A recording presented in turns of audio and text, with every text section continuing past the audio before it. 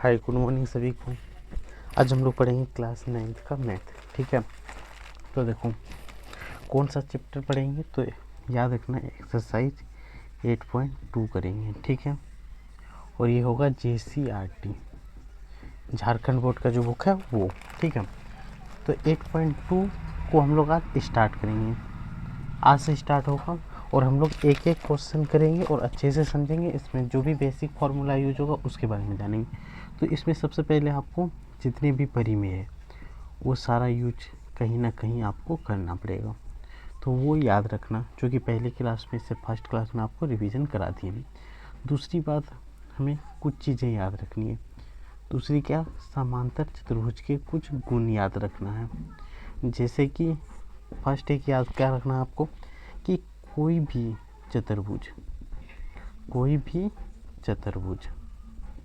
ठीक है, जिसकी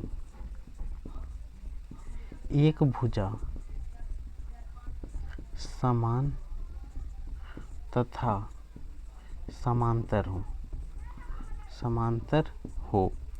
वह समांतर चतुर्भुज होगा। ठीक है, शॉर्ट में याद रखना, कोई भी ऐसा चतुर्भुज जिसकी एक भुजा यहाँ पे क्या रखना, सम्मुख भुजा समान हो, सम्मुख भुजा क्या हो, समान हो तथा वो समांतर भी हो, तो वो क्या बनेगा, एक समांतर चतुर्भुज होगा। यहीं पे दूसरा नियम क्या बोलता है, यदि किसी चतुर्भुज के सम्मुख भुजाएं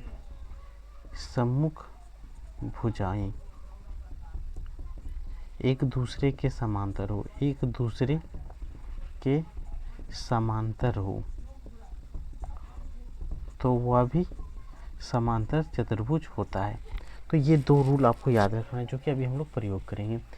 और कुछ याद रखना है तो नहीं रखना है, सिर्फ परिमेय और एक सारोगंसम, जो कि 7 से लेकर 9 तक, अध्याय 7 से लेकर अध्याय 9 तक सबसे इम्पोर्टेंट रोल निभाता है यही सारोगंसम। अगर इस चीज़ को अच्छे से नहीं किए हो तो पहले इस चीज़ को आपको करना चाहिए, ताकि क्वेश्चन को पढ़ते ही समझ में आ जाए कि कैसे बनता है। ठीक है, तो चलो हम लोग स्टार्ट करते हैं। स्टार्टिंग के समय जो भी और भी कोई डाउट होगा तो आप कमेंट में कर सकते हो। अगर अच्छा लगेगा तो लास्ट में लाइक और सब्सक्राइब करना है। ठीक है, और झारखंड बोर्ड के लिए इम्पोर्टेंट भी है, झारखंड बोर्ड के सारे टॉपिक यहीं पे होगा। ठीक है, तो देखो क्वेश्चन नंबर 1 क्या है, कि ABCD एक चतुर्भुज है जिसमें PQRS क्रमशः भुजा AB BC CD और DA का मध्य बिंदु है। तो ठीक है, यहाँ पे आकृति दिया है एक चतुर्भुज का, ABCD एक चतुर्भुज है। चलो कोई बात नहीं, यहाँ पे ये नहीं बोला गया है कि ये समांतर चतुर्भुज है, सिर्फ क्या बोला गया है, ये एक चतुर्भुज है। चलो ऐसा यहाँ पे फोटो बना हुआ है, इसका नाम है DCBA। ठीक है, और सबका मध्य बिंदु है, इसका मध्य बिंदु है, इसका भी मध्य बिंदु है, इसका भी मध्य बिंदु है, इसका भी मध्य बिंदु है। ठीक है, इन सभी का मध्य बिंदु का नाम है S, P, Q और R, और एक दूसरे से मिला हुआ है। ठीक है, और सब क्या है, मध्य बिंदु है। दूसरा AC का मिला हुआ ऐसे फोटो है। ठीक है, यही है। तो बेसिकली हमारे पास क्या दिया हुआ है, तो सबसे पहले लिखेंगे कि ABCD एक चतुर्भुज है, ABCD एक चतुर्भुज है। ठीक है, लिखने के टर्म में देखो आप कैसे इसको लिख सकते हो। तो ABCD एक चतुर्भुज है जिसका क्रमशः का मतलब क्या होता है, लगातार, ये सब लिखते तो ओके, लगातार PQRS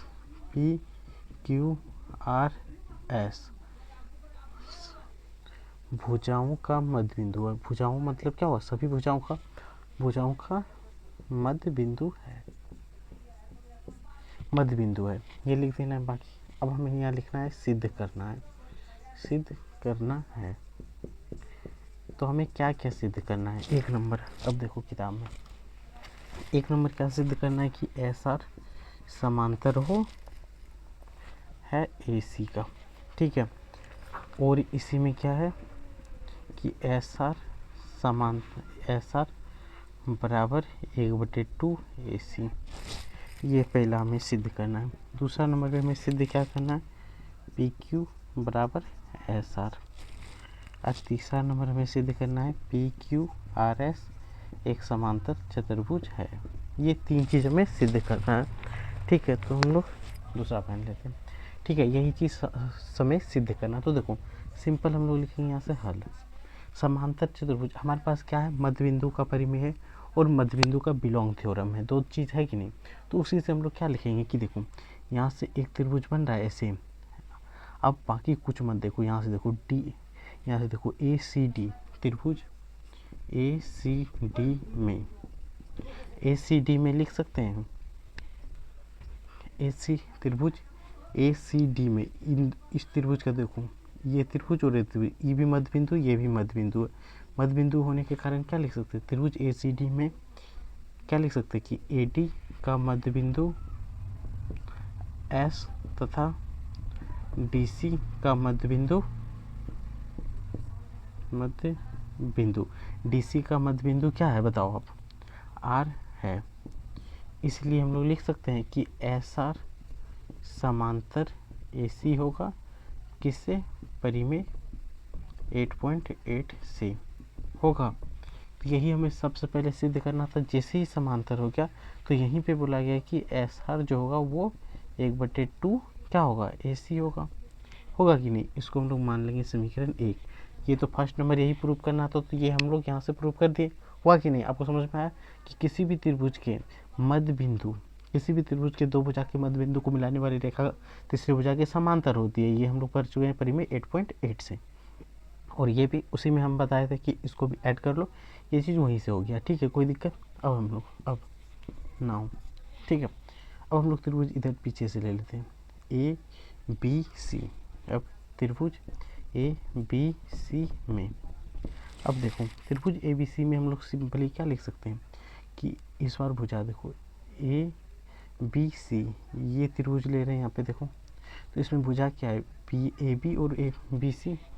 तो AB इसी में लिख लें, जगह कम पड़ जाएगा AB, ठीक है, का मध्य बिंदु, AB का मध्य बिंदु क्या है P तथा, और इधर से BC का मध्य बिंदु, BC का मध्य बिंदु क्या है अभी बताओ, BC का मध्य बिंदु Q है। इसलिए हम लोग लिख सकते हैं, इसलिए हम लोग क्या लिख सकते हैं कि PQ समांतर होगा AC और साथ ही साथ क्या होगा PQ बराबर होगा 1/2 AC। होगा कि नहीं, ये मान लेते समीकरण 2। यहाँ तक अगर आप समझ में आ गया है तो नोट कर लो। ठीक है, अब हम लोग इसको मिटाएंगे फिर बनाएंगे। ठीक है, तक क्योंकि जगह थोड़ा कम हो जाएगा। हम लोग ये चीज़ सिद्ध कर चुके हैं, PQ बराबर SR। दूसरा हमें यही सिद्ध करना है। तो देखो सिंपली हम लोग यहाँ से मिटा देते हैं ऊपर वाला, ये समीकरण रखते हैं। ठीक है, अब देखो ये पूरा मिट गया और ऊपर मिटा देते हैं। अब देखो समीकरण 1 तथा 2 से, समीकरण 1 तथा 2 से यहाँ देखो AC, हाफ AC और AC दोनों के बराबर क्या है PQ और SR। तो यहाँ से हम लोग सिंपली क्या लिख सकते हैं कि PQ बराबर SR होगा कि नहीं।